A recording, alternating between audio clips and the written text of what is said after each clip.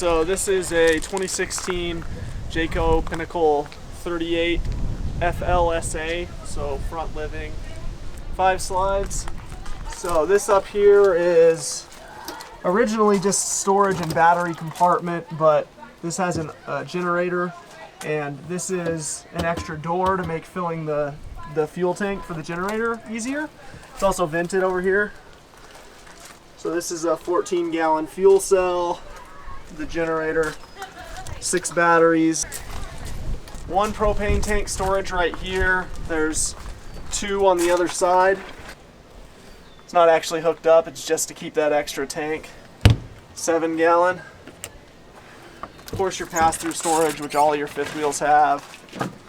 Just a roll-out easy stow thing. Awning is electric, but it's not one of those fancy wind sensing or anything, it's just electric deploy. All the other slides have slide toppers besides this one, so that's good. That's helpful. The tires were already upgraded. They were a couple years old when we bought it, but they're still in pretty good shape. We should get some time out of those. Frameless windows. This is all pretty self-explanatory. This is an electronic retract spool for the power cable, the 50 amp, so that's easier than rolling it up and trying to stick it somewhere. And I've just got a short 3 or 4 foot hose going to a pressure regulator and then a Y splitter, and then one of these goes so we can rinse stuff off or whatever we need to do, or hook it up to the back tank, black tank flush, for example. We actually have 2 hookups for your wastewater hoses. This one is the normal one. It does both the kitchen and the bathroom gray water as well as the black water tank. In the back we have a separate gray water tank, and that's for the laundry. So I had to get that Y adapter right there. Don't try to be swapping those around all the time, just get the Y. Hot water heater, pretty simple. Propane tanks. Your battery disconnect is up there above the tanks.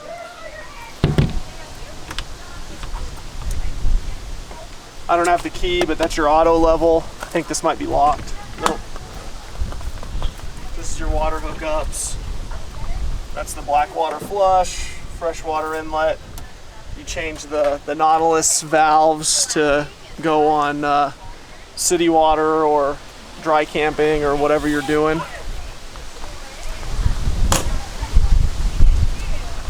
So yeah, that's about it. So this is our kitchen. We have center island here with the sink, storage underneath, and a trash can that pulls out in a drawer. Over here we have more storage. There's lots of storage in this trailer. So we have 3 drawers, cabinet underneath, more space up here, some countertop space.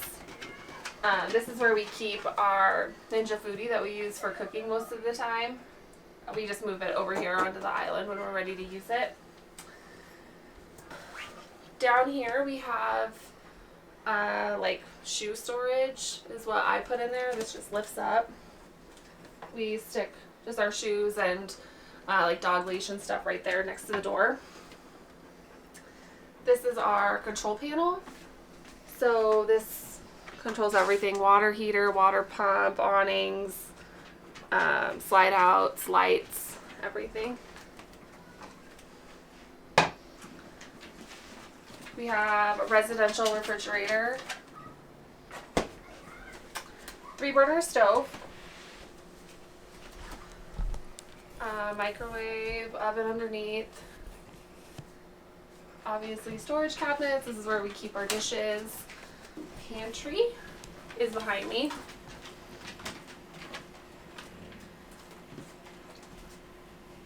So it's nice and lit up. We keep our dog food at the bottom, and then food storage in the pantry. Storage up above as well. It's where we keep like paper towels and cereal.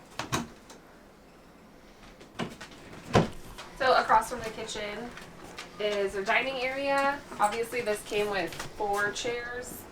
We removed 2 of them because it's just the 2 of us that would ever be sitting here. So we took those out, and instead we put our dog's bed down here. So it's kind of tucked out of the way, so we're not stepping on each other. She has a spot. This is a slide. Yeah.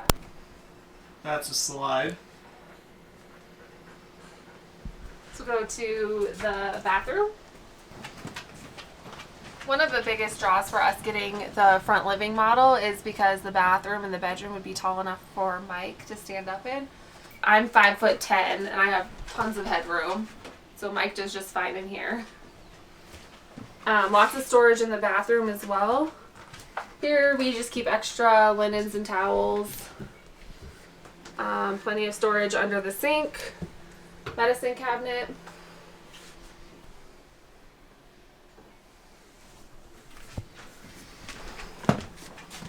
And then we have a bedroom. So this door will shut for privacy. It's a king size bed. We have a dresser that came with it, TV. There's a slide here in the bedroom as well, so that the head of the bed slides out. We have washer and dryer in here. So it's nice to be able to do laundry. Tons of storage in here as well. We keep laundry detergent, dryer sheets, and some extra clothes for Forrest that don't fit him right now up here. And then in the rest of the drawers we just keep like extra pants and jackets that we're not using every day. There's more storage above the bed, the head of the bed. We have outlets on each side. These little reading lights, which are nice. He's blind. And then underneath the bed lifts up as well. There's storage under the bed.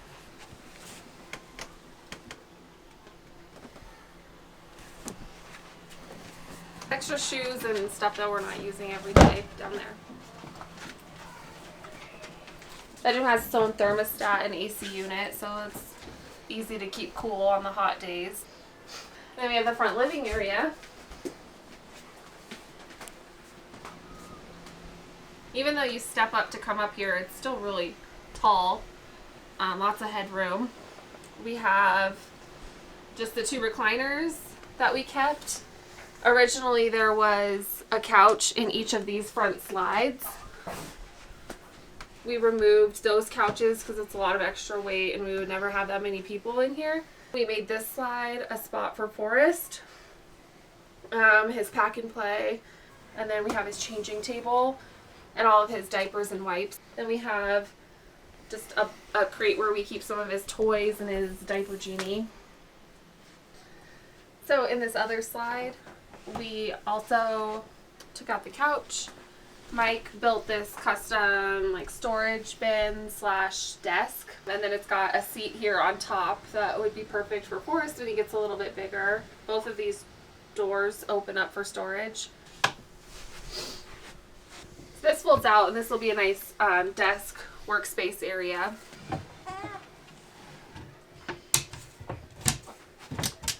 Then up in the front, we have more storage on each side. We have the TV and the fireplace / electric heater.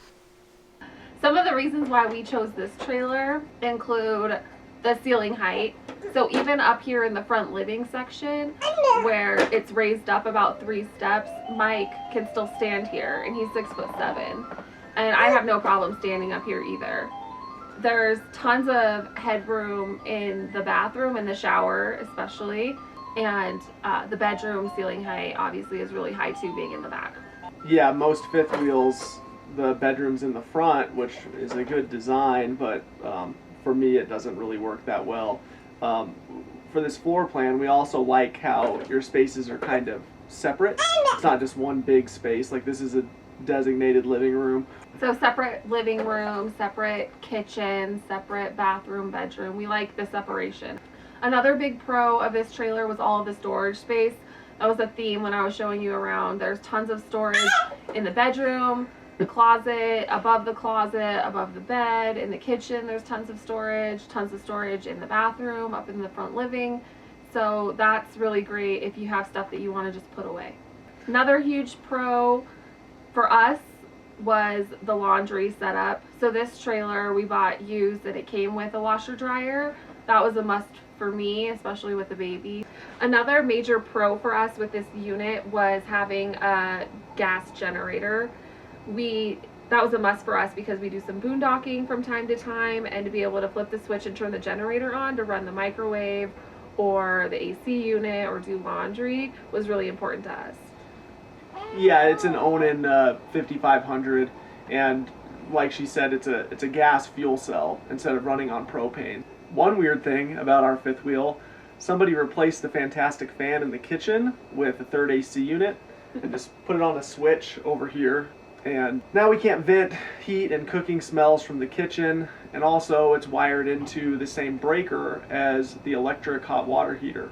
If you turn them both on at the same time and the hot water heater cycles and starts to heat, then it'll pop the breaker. That was kind of a mystery to figure out the first time it happened. So you just want to really check and see if there's any weird things on the trailer that have been modified, or, I mean, some things are weird from the factory, but... Another con with that third AC unit, the way the previous owner installed it, is the switch over here is just an on-off switch. So if you wanted to adjust the settings of the AC unit, we would have to get on a chair or get a step stool or something to be able to reach up to the ceiling to adjust the cooling settings. Another thing, this is a big long fifth wheel. It's like 42 feet long, and that's going to limit where you can go. A lot of state parks and campgrounds and stuff like that don't allow rigs that size.